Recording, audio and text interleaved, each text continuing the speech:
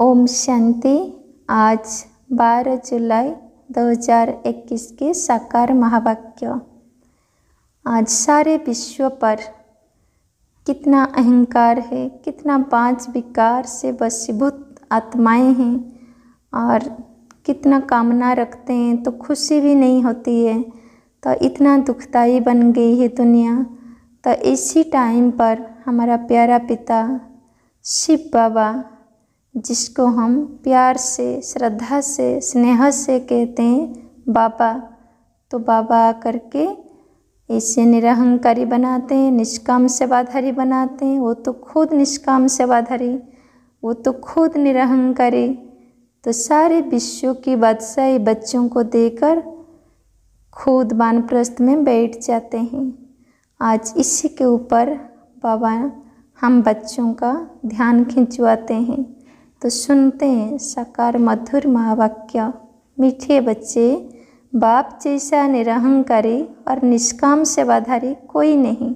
सारे विश्व की बादशाही बच्चों को देकर खुद वानप्रस्थ में बैठ जाते हैं। प्रश्न: बाप का कौन सा पैगाम तुम्हें सारे विश्व को बताना है? उत्तर: सभी को बताओ कि तुम दुखहर्ता सुखकर्ता के बच्चे हो। तुम्हें कभी भी किसी को दुख नहीं देना है। तुम सुखदाता बाप को याद करो, उन्हें फॉलो करो तो आधा कल्प के लिए सुखधाम में चले जाएंगे। यह पैगाम सबको देना है। जो इस पैगाम को जीवन में धारण करेंगे वह 21 जन्म के लिए माया की बेहोशी से छूट जाएंगे। और आज का गीत है, हमारे तीर्थ न्यारे हैं, यह धरती के तारे हैं। ओम शांति। मीठे मीठे रूहानी बच्चे इस गीत का अर्थ तो समझ गए। हम आत्माओं का वो बाप है, मुख्य है ही आत्मा। अभी तुम बच्चे जानते हो, हमारी आत्मा परमपिता परमात्मा के सम्मुख बैठी है।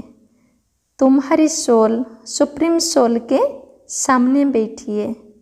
तुमको तो अपना शरीर है, इनको लोन लिया हुआ शरीर है। किनको? शिव बाबा को। बाबा कहते हैं तुमको तो अपना शरीर है, इनको लोन लिया हुआ शरीर है। गुरु लोग मनुष्यों को यात्रा पर ले जाते हैं।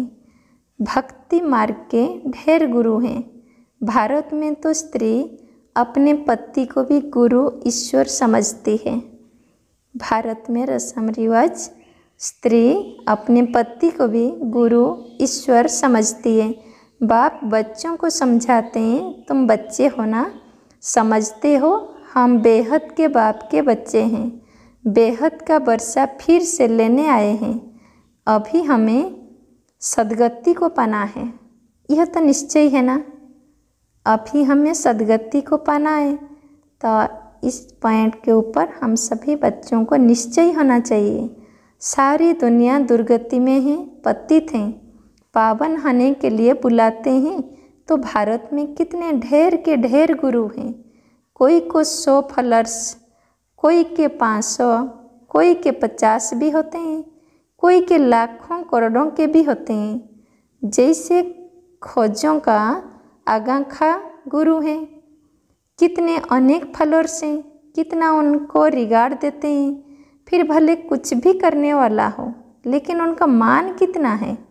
भक्ति मार्ग में गुरु अनेक हैं, फिर वह भी नंबरवार होते हैं। कोई की कमाई पद्मों की होती है, आगांखा की कमाई बहुत है। कोई की कमाई तो पद्मों की होती है, आगांखा की कमाई बहुत है। उनको हीरो में तोलकर दान किया था उनके शिष्यों ने। एक तरफ हीरे, दूसरे तरफ उनका गुरु। तो हीरे दान करते हैं, कितने हीरे होंगे। आजकल सोने में तो बहुतों को वजन कर देते हैं। दूसरा प्लैटिनम होता है, वो सोने से भी ज़्यादा कीमती होता है, वो भी वजन कर दिया था। गुरु का मर्तबा देखो कितना है। बाबा का कहने का भाव कि गुरु का पद, गुरु का मर्तबा देखो कितना है। ऐसे गुरु लोग तो ढेर हैं। अब इस सतगुरु को तुम क्या देंगे? बाबा अंडरलाइन कराते हैं बच्चों को, ये गुरु का मान देखो इस दुनिया में कितना है। और ये तो गुरुओं के भी गुरु हैं, सतगुरु हैं। तो बाबा कहते हैं ये सतगुरु को तुम क्या देंगे? उनको अर्जन करेंगे, हीरे अर्जन कर देंगे। उनका अर्जन हो सकता है, सिर्फ बाबा का अर्जन हो सकता है। उनका खुद का ही अर्जन नहीं है, सिर्फ तो है ही बिंदी। उनका अर्जन तुम क्या कर सकेंगे? यह तुम्हारा गुरु कितना वंडरफुल है, सबसे हल्का, बिल्कुल ही सूक्ष्म है। तुम्हारा गुरु एक है। तुम जानते हो शिव बाबा तो दाता है, भगवान कभी कुछ ले नहीं सकते, वो तो देते हैं। ईश्वर अर्थ दान सब करते हैं, तो समझते हैं दूसरे जन्म में इसका एवजा मिलेगा। ईश्वर अर्थ भक्ति में भी दान करते आए ना, तो यहाँ भी दान करते हैं। तो ईश्वर अर्थ दान तो सब करते हैं, तो समझते क्या दूसरे जन्म में इसका एवजा मिलेगा, यानी फल मिलेगा। वो तो देते हैं, कामना तो रखते हैं। वो अब यह तो है बेहद का बाप। इन जैसी निष्काम सेवा कोई कर नहीं सकता। निष्काम सेवा भी कैसी है? बच्चों को विश्व का सुखधाम का मालिक बनाते हैं। बाबा खुद थोड़े ही विश्व का मालिक बनते हैं। उनको कहा जाता है सुख का सागर, शांति का सागर, पवित्रता का सागर। बच्चों को हर एक बात अच्छी रीति समझाई जाती है। बच्चों को हर एक बात अच्छी रीति समझाई जाती है। एक ही बाप से तुमको जीवन मुक्ति मिल जाती है। बाबा से स्वर्ग का वर्षा मिलता है। निश्चय किया, बस इतनी सहज है बाबा से वर्षा लेने का। बस बाबा कहते हैं बाबा कहा निश्चय हो गया और बाबा से वर्षा ले लिया। बाबा और वर्षे को याद करना है। इनको कहते हैं ज्ञान का सागर। सारा सागर स्वाही बनाओ, सारा जंगल कलम बनाओ, तो भी एंड नहीं हो सकती। इतना बाबा के पास है। सारा सागर स्वाही बना दो, सारा जंगल को कलम बना दो, तो भी एंड नहीं हो सकती है। तुम शुरू से लेकर लिखते जाओ तो तुम्हारी ढेर पुस्तकें हो जाएं। यह नॉलेज तो बहुत वैल्यूबल है, जो धारण करने की है। जानते हो यह कोई परंपरा से चलती नहीं। अभी तुमको तंत मिलता है, यानी सार मिलता है। बाप आकर बच्चों को अपना परिचय देते हैं, वही काफ़ी है। बाप का परिचय देने से, रचता को जानने से रचना का भी ज्ञान आ जाता है। बुद्धि कहती है जो सतयुग में आते होंगे उनके पुनर्जन्म जास्ती होंगे। ये बुद्धि कहती है जो सतयुग में आते होंगे उनके पुनर्जन्म जास्ती होंगे। चक्र में जो पहले आए होंगे वही आएंगे। चक्र में जो पहले आए होंगे वही आएंगे। इस चक्र को भी अच्छी रीति समझना है। गीत में भी सुना हमारे तीर्थ न्यारे हैं। वह तो जन्म जन्मांतर तीर्थ यात्राएं आदि करते आए हैं। यह सिर्फ तुम्हारी एक जन्म की यात्रा है। इस रूहानी यात्रा में जरा भी कोई तकलीफ नहीं। ज्ञान देने वाला एक ही सतगुरु है। सदगति तो किसी को भी होती नहीं। वह है सुप्रीम ज्ञान का सागर। सर्व की सदगति हो जाती है। बाकी क्या चाहिए? तत्व भी सत प्रधान हो जाते हैं। यहाँ तमो प्रधान है तो वायु आदि भी ऐसी ही तमो प्रधान होती है। कितने अर्थक्वेक आदि होते हैं। सतयुग में तो कोई भी दुख देने वाली चीज़ नहीं होगी। सतयुग में कोई भी दुख देने वाली चीज़ नहीं होगी। बाप है ही दुख करता सुख करता। तुम उनके बच्चे हो। बाप है ही दुख करता सुख करता, तुम उनके बच्चे हो। किसको भी दुख नहीं देना है। सबको यह रास्ता बताना है सुख का वर्षा पाने का।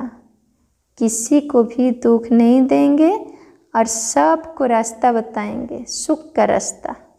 अब बाप कहते हैं तुमको सुख ही देना है। बाबा तुमको आधा कल्प के लिए ऐसा सुख देते हैं। बाबा तुमको आधा कल्प के लिए ऐसा सुख देते हैं जो वहाँ दुख का नाम नहीं रहता। तुम जानते हो, बाप से 21 जन्म का वर्षा पाने हम यहाँ आए हैं। तुम स्टूडेंट हो ना। बाबा कहते हैं तुम स्टूडेंट हो ना, तो स्टूडेंट का काम क्या होता है? पढ़ना होता है ना। तो बाबा कहते हैं तुम तो स्टूडेंट हो, तुम्हारे दिल में है कि शिव बाबा से स्वर्ग का सुख लेते हैं तो सब दुख दूर हो जाएंगे। बाबा हमको संजीवनी बूटी देते हैं सुरजित होने के लिए, फिर 21 जन्म कभी मूर्छित नहीं होंगे। वह संजीवनी बूटी है। कौन सा संजीवनी बूटी? मनमना भव। सर्व का सद्गति दाता एक ही बाप है। उनको निराकार निरहंकारी कहा जाता है। जिस तन में आते हैं वह भी साधारण है। बाप कहते हैं, here children, I am your obedient father. बड़े आदमी हमेशा इसे लिखते हैं। क्या लिखते हैं बड़े आदमी हमेशा के लिए? I am obedient servant. अपने को श्री कभी नहीं लिखेंगे। श्री का अर्थ बाबा बहुत बार समझाते हैं। क्या समझाएं?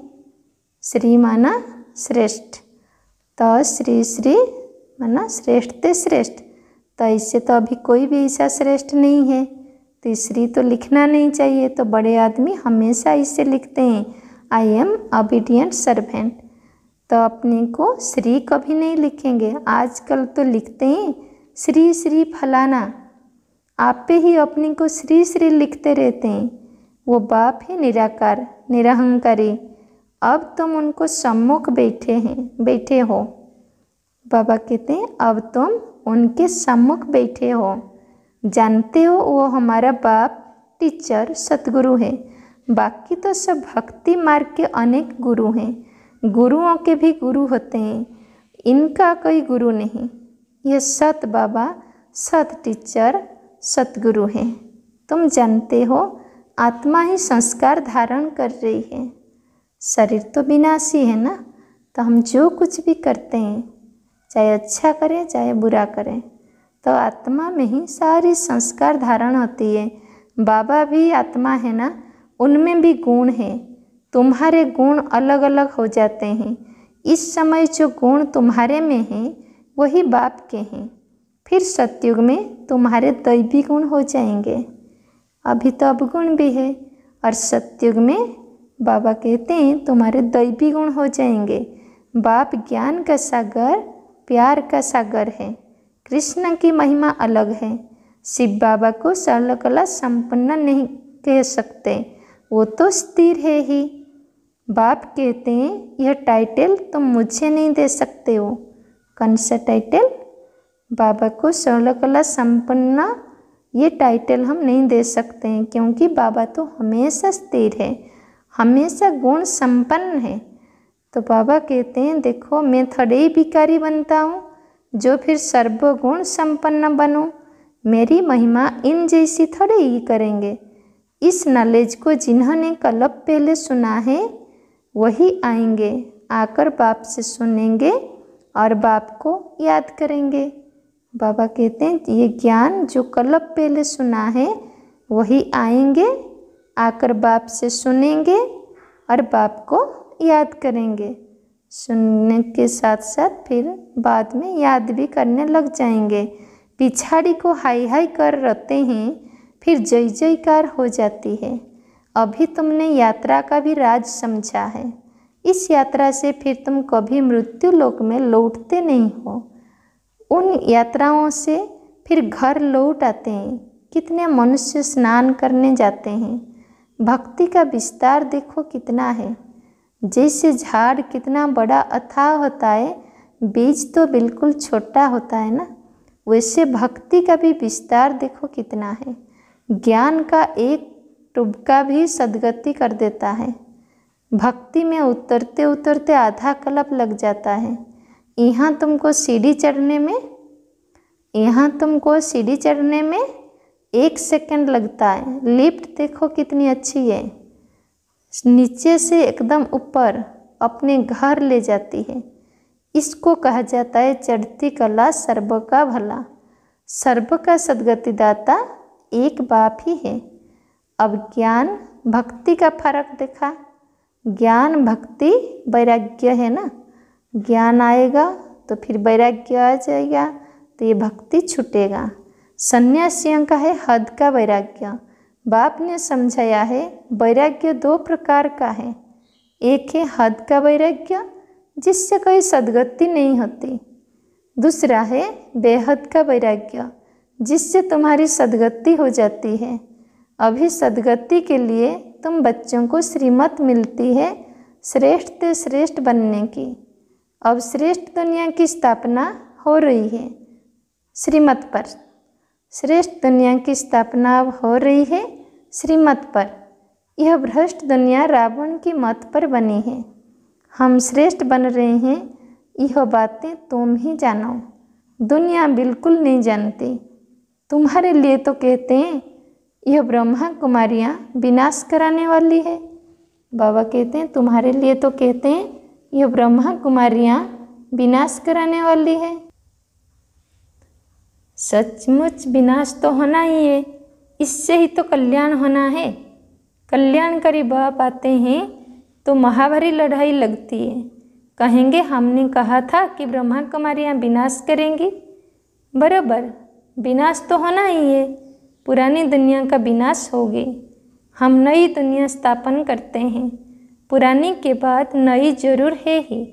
कल्प कल्प विनाश होता है तभी भारत में स्वर्ग के द्वार खुलते हैं, परंतु वे लोग समझेंगे इसे, आगे चलकर बहुत समझेंगे। बाबा कहते हैं आगे चलकर देखते हैं बहुत समझेंगे। बाप जब आते हैं तो पुरानी दुनिया सारी स्वाहा हो जाती है। तुम्हारा यह यज्ञ तो वंडरफुल है जिसमें आहुति पड़नी है, यह भी तुम जानो और न जाने कोई। विजय तो पांडवों की होनी है और सब खलास हो जाएंगे। बाकी तुम पांडव रहते हो, फिर नई दुनिया में राज्य करते हो। यह नॉलेज बड़ी वंडरफुल है। सबका दुख हरता सुख करता सद्गति देने वाला एक ही बाप है। कितना मीठा कितना प्यारा बाप है, कितना मीठा कितना प्यारा बाप है। कहते आए हो मीठे बाबा, आप जब आएंगे तो आप पर हम वारी जाएंगे। मीठे बाबा आप जब आएंगे तो आप पर हम वारी जाएंगे। मेरा तो आप दूसरा ना कोई। इसका मतलब यह नहीं कि घर बार छोड़ यहाँ आकर बैठेंगे, नहीं। गृहस्थ व्यवहार में भले रहो, 7 रोज का कर्ज ले, फिर कहाँ भी जाओ, मनमना भव। बाप को याद करना है और वर्षा पाना है, बस याद की यात्रा में रहना है, इससे ही बेड़ा पार है। यह भी तुम जानते हो पवित्र रहना है, छी खाना आदि नहीं खाना है। मुरली तो मिलती ही है, कोई समय मुरली नहीं भी मिलेगी, आफतें आएगी, हंगामा आदि हो जाएगा तो मुरली मिल नहीं सकेंगी। तुम इन आँखों से जो कुछ देखते हो वह नहीं रहेगा, सब भस्म हो जाएगा। प्रलय तो होती नहीं, दुनिया तो एक ही है, नई जो पुरानी होती है। न्यू वर्ल्ड ओल्ड वर्ल्ड कहा जाता है। अब तो कहेंगे यह ओल्ड वर्ल्ड है, बाकी थोड़ा समय है। वह कहते हैं कल्प की आयु लाखों बरस है, कलयुग के लिए कहते 40,000 वर्ष पड़े हैं, वास्तव में 5,000 वर्ष का चक्र है। तुम्हारी बुद्धि में सारी नॉलेज है। समय तो बिल्कुल, मनुष्य तो बिल्कुल पत्थर बुद्धि है। एक्टर्स होकर ड्रामा के क्रिएटर डायरेक्टर को न जाने तो उनको क्या कहेंगे। बाबा कहते हैं देखो, एक्टर्स होकर ड्रामा के क्रिएटर और डायरेक्टर को न जाने तो उनको क्या कहेंगे। वर्ल्ड की हिस्ट्री ज्योग्राफी कैसे रिपीट होती है, यह तो जानना चाहिए ना। सारे चक्र का ज्ञान तो जानना चाहिए ना सभी को। तो जो अच्छी रीति जानते हैं, बुद्धि में धारण कर औरों को धारण कराते हैं, वो ऊंच ते ऊंच पद पाते हैं। बाप कहते हैं जो नॉलेज मेरे में थे वह अब तुमको दे रहा हूँ। ड्रामा प्लान अनुसार मैं रिपीट करता हूँ। मेरा भी ड्रामा में पाठ है, भक्ति मार्ग में भी पाठ बचाया अब तुमको आकर अपना रचना के आदि मध्य अंत का परिचय देता हूँ। मैं भी ड्रामा के बंधन में हूँ। मैं आता ही एक बार हूँ अपना परिचय देने और रचना के आदि मध्य अंत का नॉलेज सुनाने।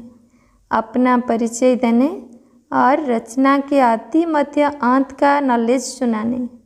अच्छा, मीठे मीठे सीख लेते बच्चों प्रति माता पिता बाप दादा का याद प्यार और गुड मॉर्निंग। रूहानी बाप की रूहानी बच्चों को नमस्ते। हम सभी रूहानी बच्चों की रूहानी बाप दादा को याद प्यार गुड मॉर्निंग, नमस्ते नमस्ते नमस्ते। धारणा के लिए मुख्य सार। पहला नंबर, बाप समान ओबीडिएंट बनना है। कभी भी किसी बात में अपना अहंकार नहीं दिखाना है। निराकारी और निरहंकारी होकर रहना है। बाबा चाहते हैं हम बच्चे क्या बन जाएं? बाप समान ओबीडिएंट बनना है। कभी भी किसी बात में अपना अहंकार नहीं दिखाना है। निराकारी और निरहंकारी होकर रहना है। दूसरा, बाप टीचर और सतगुरु के कंट्रास्ट को समझ निश्चय बुद्धिवान श्रीमत पर चलना है। रूहानी यात्रा पर रहना है। बाप टीचर और सतगुरु के कंट्रास्ट को समझ निश्चय बुद्धिवान श्रीमत पर चलना है। रूहानी यात्रा पर रहना है। आज के लिए वरदान। व्यक्त में रहते अव्यक्त फरिश्ते रूप का साक्षात्कार कराने वाले सफ़ेद वस्त्रधारी और सफ़ेद लाइटधारी भव। व्यक्त में रहते अव्यक्त फरिश्ते रूप का साक्षात्कार कराने वाले सफ़ेद वस्त्रधारी और सफ़ेद लाइटधारी भव।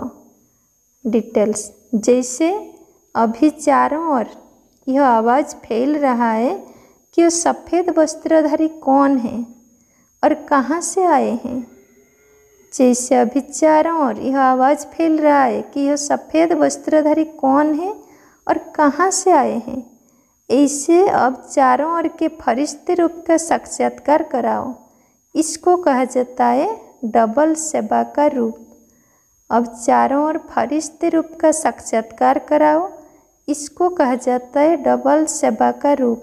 जैसे बादल चारों ओर छा जाते हैं, ऐसे चारों ओर फरिश्ते रूप से प्रकट हो जाओ। अनुभव करें सब। जैसे बादल चारों ओर छा जाते हैं, ऐसे चारों ओर फरिश्ते रूप से प्रकट हो जाओ।